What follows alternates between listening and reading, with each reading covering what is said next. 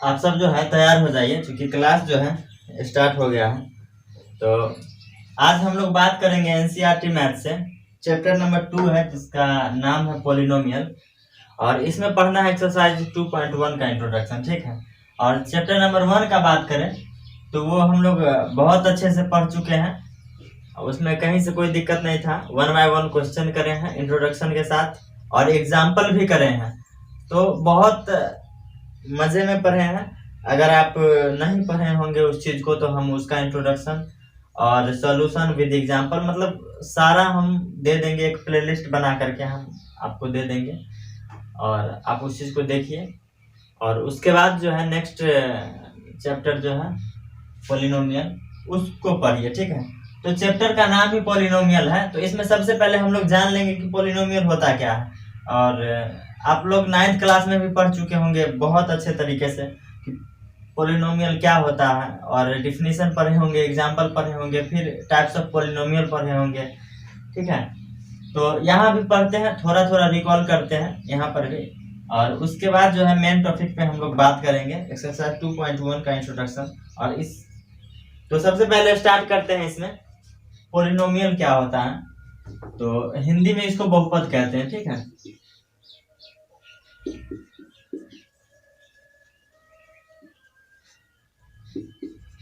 हिंदी में इसको क्या कहते हैं, बहुपद कहते हैं।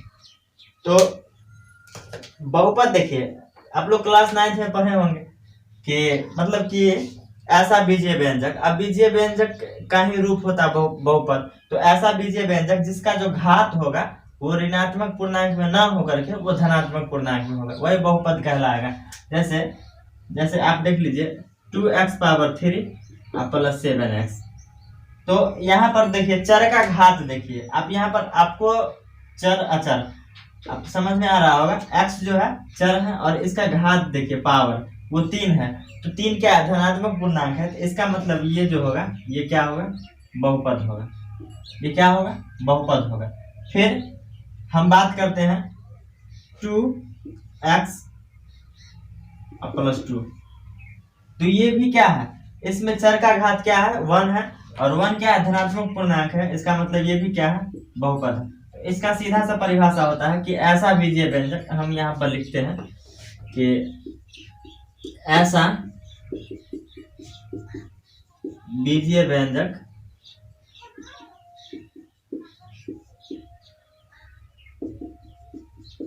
जिसमें चर के घात, किसका घात, चर के घात धनात्मक पूर्णांक में हो, धनात्मक पूर्णांक में हो, उसे बहुपद कहते हैं, उसे बहुपद कहते हैं। चर, अब देखिए हम 9th क्लास में जब पढ़ाए थे तो हम बताए थे कि चर क्या होता है, फिर अचर क्या होता है, फिर बहुत अच्छे तरीके से बताए थे। लेकिन यहाँ पर हमको लगता नहीं उतना जरूरी कि बताना पड़ेगा इतना। और एग्जाम्पल में तो आप देख ही रहे हैं ये दोनों हैं, तो इसको हम लिख देते हैं यहाँ पर एग्जाम्पल में। तो क्या है, 2x पावर 3 प्लस 7x। फिर दूसरा एग्जाम्पल क्या है, 2x प्लस 2 है। अब फिर देखिए अगर हम लिख दें 7 पावर 2, क्या ये बहुपद है, क्या ये बहुपद है, तो हाँ बहुपद है, बहुपद है। यहाँ ये बहुपद है और इस बहुपद का एक अलग टाइप हो गया जो हम नेक्स्ट आगे हम पढ़ेंगे, ठीक है। तो 7 पावर 2 भी क्या है, एक बहुपद है, ठीक है। फिर x प्लस 1 बाई एक्स, ये बहुपद है।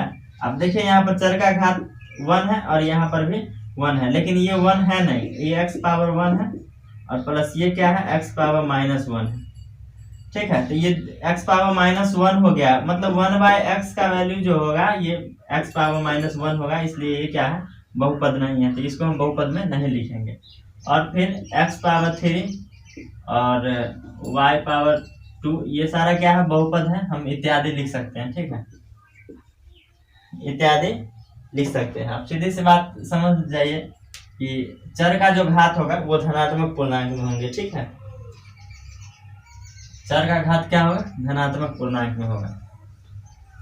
तो अब जो है हम पढ़ते हैं कि बहुपद का घात किसको कहते हैं, डिग्री ऑफ पॉलिनोमियल।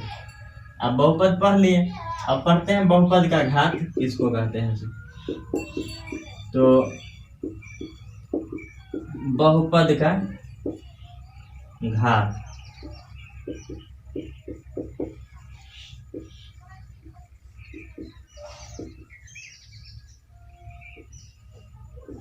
अब देखिए कोई भी बहुपद है, किसी भी बहुपद में आप देख लीजिए बहुपद का घात जो होगा, किसी भी बहुपद में आप देखिए, और बहुपद में जो चर का हाईएस्ट पावर होगा वही बहुपद का घात होगा। अब देखिए इस बहुपद को लेते हैं 2x पावर 3 प्लस 7x, ये बहुपद। अब देखिए इसमें चर का घात 1 है और चर का घात 3 है, तो बड़ा घात कौन है? 3 है, 3 है। तो हाईएस्ट पावर मतलब अधिकतम घात जो होगा 3 होगा, और इसलिए बहुपद का घात जो होगा, बहुपद का घात जो होगा यहाँ पर इस बहुपद का घात क्या होगा? 3 होगा। हाईएस्ट पावर को हम लोग बहुपद का घात कहते हैं, ठीक है। जैसे देखिए x power 3 plus 2x power 2 plus 7x और प्लस 3। अब देखिए इसमें x पावर 3 भी है, x पावर 2 भी है, x पावर 1 भी है और x पावर 0 भी है। तो सबसे बड़ा घात कौन है? 3 है। तो यहाँ पर भी क्या होगा? बहुपद का घात जो होगा, बहुपद का घात जो होगा यहाँ पर 3 होगा। अब देखिए 2x power 2 plus 7x minus 5। अब यहाँ पर बहुपद का घात क्या होगा? यहाँ पर बहुपद का घात जो होगा 2 होगा, क्योंकि हाईएस्ट पावर 2 है, 2 से बड़ा तो है ही नहीं, तो यहाँ पर जो होगा बहुपद का घात 2 हो। तो हम एग्जाम्पल भी लिख लेते हैं, ठीक है, कि परिभाषा भी लिखे तो लिख लेते हैं। यदि कोई बहुपद एक चर में हो, यदि कोई बहुपद एक चर में हो, एक चर समझ रहे हैं, या x में हो या y में हो या z में हो या कुछ में, मतलब एक चर होना चाहिए, ठीक है। एक चर में हो तो चर के घात के अधिकतम मान को, तो चर के घात के अधिकतम मान को, अधिकतम मान को बहुपद का घात कहते हैं, बहुपद का घात कहते हैं। यदि कोई बहुपद एक चर में हो तो चर के घात के अधिकतम मान को बहुपद का घात कहते हैं। इस चीज को हम ऊपर लिख सकते हैं उठा करके, ठीक है। तो ऊपर जब लिखेंगे तो हम लिखते हैं, सबसे पहले इसको लिख लेते हैं 2x पावर 3 प्लस 7x। इसमें घात क्या होगा? बहुपद का घात 3 होगा, क्योंकि हाईएस्ट पावर क्या है? 3 है। इसको तो मिटा देते हैं और इसको भी मिटा देते हैं। फिर लिखते हैं इसको x power 3 plus 2x power 2 plus 7x plus 3। यहाँ पर घात क्या होगा? तो यहाँ पर भी घात जो होगा 3 ही होगा, ठीक है। अब देखिए 2x पावर 2 फिर प्लस 7x माइनस 5। अब यहाँ पर घात क्या होगा? 2 होगा। इसको भी मिटा देते हैं। अब एक दो और ले लेते हैं, 7x प्लस 2 जो है। अब इसमें देखिए बहुपद का घात क्या होगा? 1 होगा, ठीक है, क्योंकि अधिकतम घात क्या है? 1 है। अब यहाँ पर देखिए 5, ये भी एक बहुपद है, लेकिन यहाँ पर बहुपद का घात क्या होगा? 0 होगा, ठीक है। तो आप बहुपद समझ गए, बहुपद का घात समझ गए, और फिर हम घात के आधार पर ही बहुपद को हम लिखते हैं कि कितने प्रकार के होते हैं। 3 प्रकार के होते हैं, आप लोग जानते होंगे। पहला जो होगा रैखिक बहुपद होगा,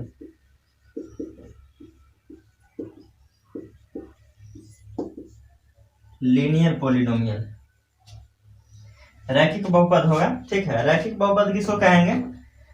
जिस बहुपद का अधिकतम घात जो है 1 होगा, उसको हम लोग क्या कहेंगे? रैखिक बहुपद कहेंगे। जिस बहुपद का अधिकतम घात 1 हो उसे रैखिक बहुपद कहते हैं, उसे रैखिक बहुपद कहते हैं। अब देखिए अधिकतम घात वाले बहुपद यहाँ पर देखिए, यहाँ पर ये है 7x प्लस 2, इसको लिख लेते हैं 7x+2 इस टाइप का और कुछ भी आएगा, 2x भी रहेगा, ठीक है, और 5y+1 भी हो सकता है या -1 भी होगा, ठीक है, और फिर इत्यादि। और इसका जो व्यापक रूप होगा स्टैंडर्ड फॉर्म,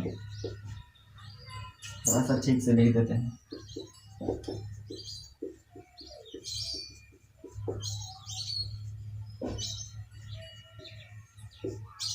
वो कैसा होगा, तो ax+b ऐसा होगा व्यापक रूप, ठीक है। और a का मान जो है कभी भी 0 नहीं होगा, ठीक है। अगर a का मान 0 हो जाएगा तो गड़बड़ा जाएगा, ठीक है ना। इसका व्यापक रूप जो होगा ax+b के रूप का होगा, ठीक है। और b का मान 0 हो सकता है, लेकिन a का मान कभी भी 0 नहीं होगा, ठीक है ना। ये हो गया रैखिक बहुपद। जिस बहुपद का अधिकतम घात 1 हो उसे रैखिक बहुपद कहते हैं। फिर हम लोग जो है आगे पढ़ते हैं द्विघात बहुपद, ठीक है। तो यहां से पढ़ते हैं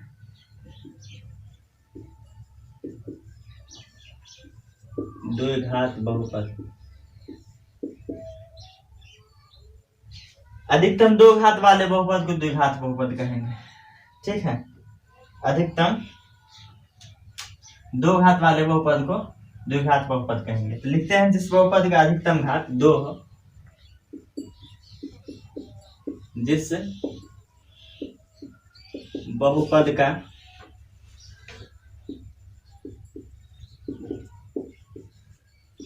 अधिकतम घात 2 हो उसे द्विघात बहुपद कहते हैं। द्विघात बहुपद कहते हैं जिस बहुपद का अधिकतम घात 2 हो, द्विघात बहुपद कहते हैं। अधिकतम 2 घात 2x⁻2 + 7x - 3। अधिकतम घात कितना है, 2 है, इसलिए ये द्विघात बहुपद है। फिर x⁻2 + 2, ये भी क्या है, द्विघात बहुपद है, चूंकि अधिकतम घात क्या है, 2 है, ठीक है। और भी होगा इत्यादि लिखते हैं, ठीक है। और इसका जो स्टैंडर्ड फॉर्म जो होगा वो ax² + bx + c के रूप का होगा, ठीक है। और यहाँ पर भी a का वैल्यू कभी भी 0 नहीं होगा, ठीक है। व्यापक रूप ऐसा होगा और a का वैल्यू कभी भी 0 नहीं होगा, ठीक है। तो ऐसा नहीं होगा। फिर पढ़ते हैं त्रिघात बहुपद। ज्यादा मुश्किल है नहीं, सब आसान है। अब अधिकतम 3 घात वाले बहुपद को त्रिघात बहुपद कहते हैं। तो लिखते हैं फिर और फिर समझते हैं। तो जिस बहुपद का अधिकतम घात 3 हो उसे त्रिघात बहुपद कहते हैं। उसे त्रिघात बहुपद कहते हैं। अधिकतम 3 घात वाले बहुपद को त्रिघात बहुपद कहते हैं, ठीक है। x⁻3 ये भी त्रिघात बहुपद है, क्योंकि इसका भी हाईएस्ट पावर कितना है, 3 है। तो ये भी है 2x⁻3 + 7x - 5, ये भी त्रिघात बहुपद है, ठीक है। फिर 5x⁻3 - 5, ये भी क्या है, त्रिघात बहुपद है। और इत्यादि बहुत सारा नहीं लिख सकते हैं, ठीक है, 1-2 लिखेंगे। और इसका जो होगा व्यापक रूप जो होगा वो क्या होगा, ax⁻3 + bx⁻2 + cx + d, इस टाइप का होगा, जहां a = 0, ठीक है। तो आप जो है तो आप समझ गए होंगे कि रैखिक बहुपद, द्विघात बहुपद और त्रिघात बहुपद किसे कहते हैं, ठीक है। और बहुपद का घात और बहुपद, तो इतना बात जब समझ गए होंगे तो अब हम लोग आगे बढ़ेंगे। फिर हम लोग पढ़ते हैं नेक्स्ट टॉपिक पे। और ये तो बेसिक ही था, क्लास 9th की चीजें थी, तो ज्यादा हम डीप में बात करें ही नहीं। और ज़्यादा डीप में अगर समझना हो तो आप 9th क्लास में नहीं पढ़े भी होंगे तो आप 9th क्लास का वीडियो देख सकते हैं मेरे ही चैनल पे। और चैप्टर का नाम भी है पॉलिनोमियल, ठीक है। तो नोट करिए, फिर हम बात करते हैं नेक्स्ट टॉपिक पे। अब जो है हम लोग x बराबर k पर बहुपद का मान हम निकालते हैं, ठीक है।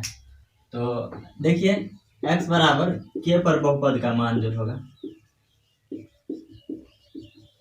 x बराबर k पर बहुपद का मान। अब देखिए कोई बहुपद है p ऑफ x बराबर, देखिए p ऑफ x बराबर 4x प्लस 3 है। क्या है p ऑफ x बराबर क्या है 4x प्लस 3। इनकी थोड़ा जो है स्लो चल रहा है। तो x बराबर k पर हम बहुपद का मान निकालेंगे, ठीक है। तो हम x के जगह पे क्या रखेंगे k रखेंगे। तो k जब रखेंगे तो 4 को हम किससे गुना करेंगे k से, और प्लस 3 होगा। तो 4 को k से गुना करेंगे तो 4k प्लस 3 हो जाएगा, ठीक है। 4 अगर देखिए x बराबर k पर हम बहुपद का मान निकाल दिए, क्या निकला 4k प्लस 3। अगर हम x बराबर 1 पर निकाले तो p ऑफ 1 क्या होगा, अब 4 और x के जगह पे क्या 1 और प्लस 3। तो 4 को 1 से तो 4 प्लस 3 तो क्या हो गया 7 हो गया ना। फिर हम x बराबर हम अगर 2 पर निकाले तो क्या होगा p ऑफ 2 का वैल्यू क्या होगा, तो 4 x के जगह पे क्या रखेंगे 2, x के जगह पे क्या रखें 2 और 3 तो है तो 4 को 2 से तो 8 और फिर 3 तो फिर 11। इसका मतलब ये कि x का वैल्यू आप कुछ भी रख के आप बहुपद का वैल्यू निकाल सकते हैं, ठीक है। आप x का वैल्यू 1 ले लीजिए, 2 ले लीजिए, 3 ले लीजिए, या कुछ भी ले लीजिए, k रख लीजिए, m n या कुछ भी रख लीजिए, और उसके बाद आप बहुपद का मान निकाल सकते हैं। तो x बराबर k पर बहुपद का मान इतना हुआ, और 1 पर 7 और 2 पर कितना 11 हुआ इस बहुपद का मान, ठीक है।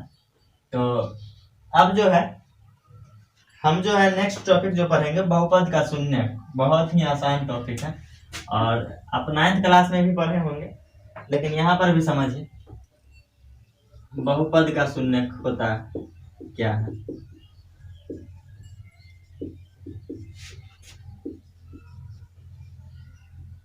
Zeros of polynomial.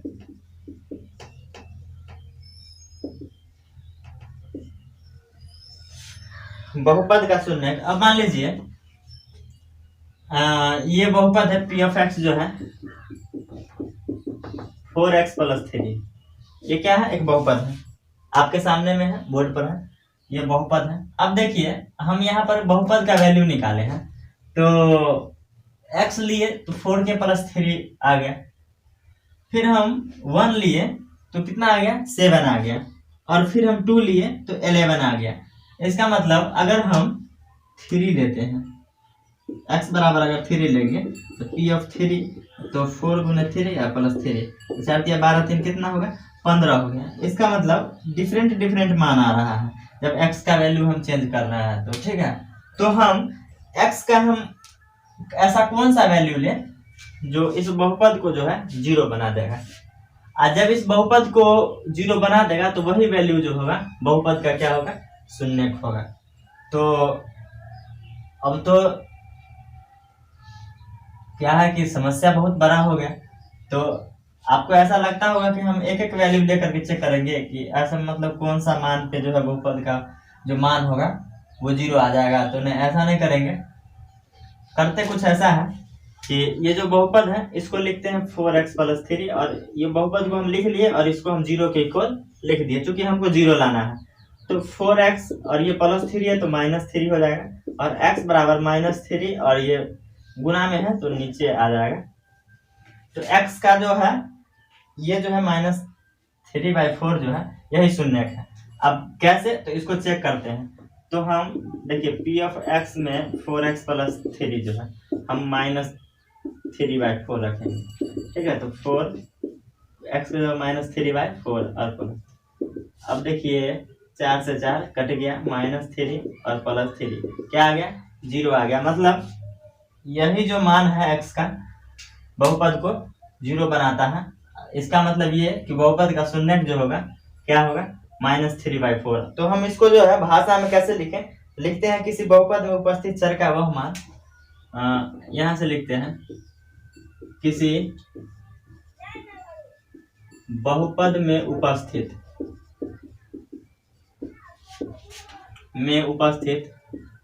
चर का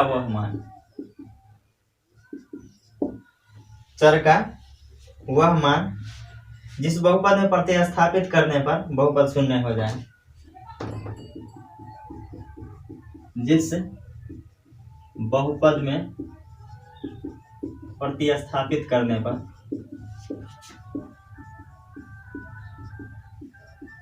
वह शून्य हो जाए,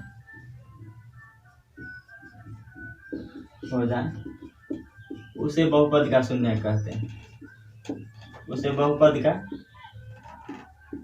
कहते हैं, ठीक है, कहते हैं। अब चर का वह, देखिए किसी बहुपद में उपस्थित चर का वह मान जिस बहुपद में अगर प्रतिस्थापित करने पर वह जो है शून्य हो जाए, उसे क्या कहेंगे?